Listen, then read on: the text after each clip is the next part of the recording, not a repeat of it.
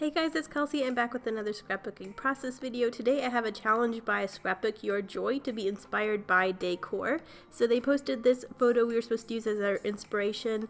I instantly decided to go for my Bliss collection that's by My Mind's Eye just because there were a lot of pinks and because it already had some gold accents.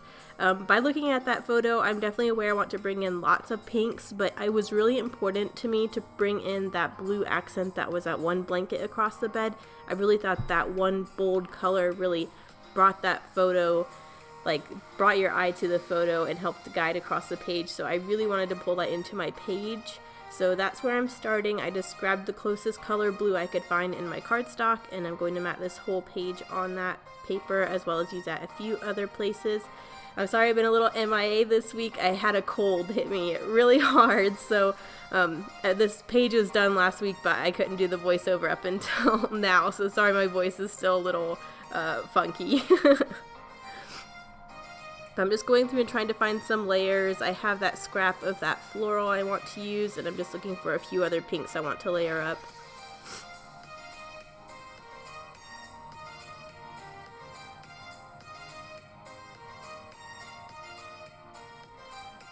I'm going to go ahead and mat the photo in that blue as well, just so it's mimicked somewhere else. I'm not quite sure if I'm going to pull that blue in anywhere else at this point, but I really like the idea of playing off of the angles.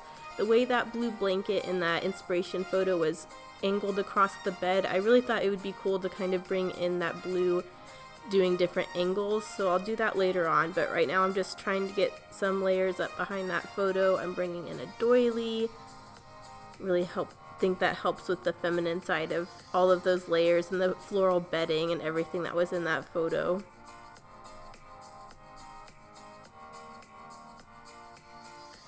I've also had these chipboard stickers forever, so I'm trying to bring in some of the gold foiled pieces, and I'm going to try and use some of that up on my title as well. It's pretty subtle, but I do tear a few of the edges just to add some softness. It is really, really subtle, though. You really can't end up telling in the finished product. I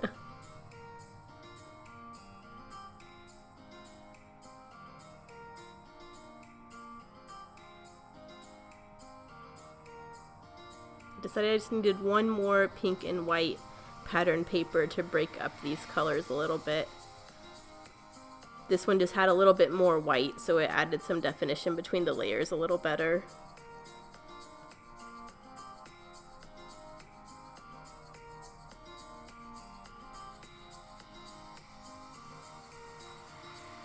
I'm pretty happy with that for my layers. Now I'm kind of trying to add a little bit more of that blue in. I'm thinking I might do a border punch and run it along the side just so that blue's somewhere else.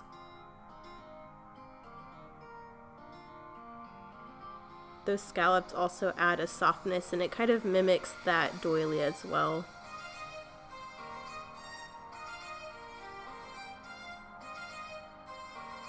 This is a photo of my sister and her little baby napping.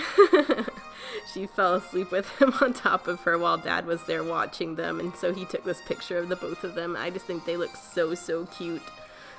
So I'm just going to call this Sweet Dreams.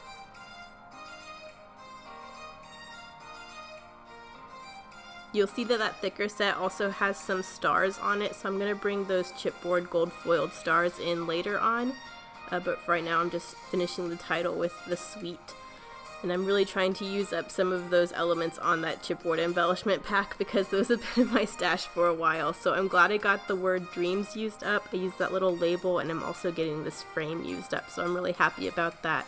But what I decide to do with this blue and the angles is kind of crisscross them behind the photo. I really like that angles that it brings is a little bit unexpected, but you can kind of see where it directly mimics the inspiration photo, and I really like that. So I'm just going to crisscross them across the page.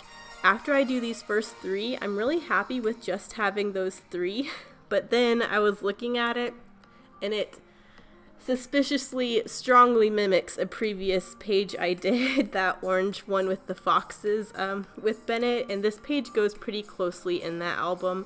next to that page, and it was looking way too similar by the way that it was having these crisscrosses. So I ended up going back and adding more crisscrosses on the top and bottom just to break up that that direct correlation with that other page so that they looked more different. But there I'm adding those chipboard stars. I think that's sweet. I really like using stars on sleeping layouts just because it's kind of like nighttime. And then I'm doing my journaling inside that frame there, and I feel like this page is the poster child for Adele Toomey, who's Inky Quills. Her motto, you can always cover it up. So I mess up this journaling like 3 different times. So I just keep covering it up until I can get it right. So what happened was I was trying to journal backwards so that it would end in a specific spot, but I ended up skipping a word. So then I moved the frame up so it would cover the journaling, and then I journaled underneath the frame. But it was really bothering me having the frame up that high because I was really liking how it looked lower. So I moved the frame back down, but then I had to figure out how to cover up the journaling I did inside of the frame. So I ended up just doing this. I just journal on a banner and then put the banner inside the frame over my previous journaling. I tried just covering it up with the glassine bag, but that is translucent, so you could still see the journaling behind it.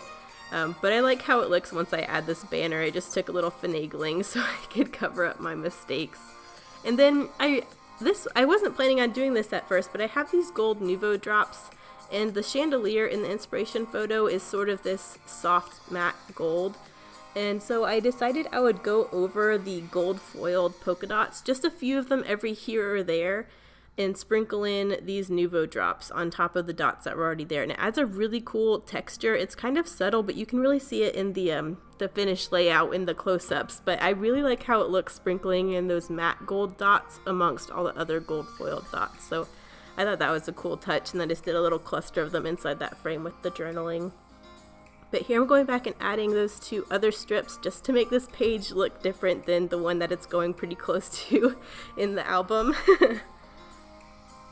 I was so proud of this design and thought it was so original until I looked next to me, and I think I subconsciously was remembering my previous layout I'd done that kind of had that similar design. But I think this makes it different enough, so I'm cool with it. But here are the close-ups. You can really see those nuvo drops now that they're dry. It just adds a little interest. I'm glad I got those chipboard embellishments used up as well, but I really like how this one turned out. I love the inspiration photo, so this was fun. Thanks for watching. Bye.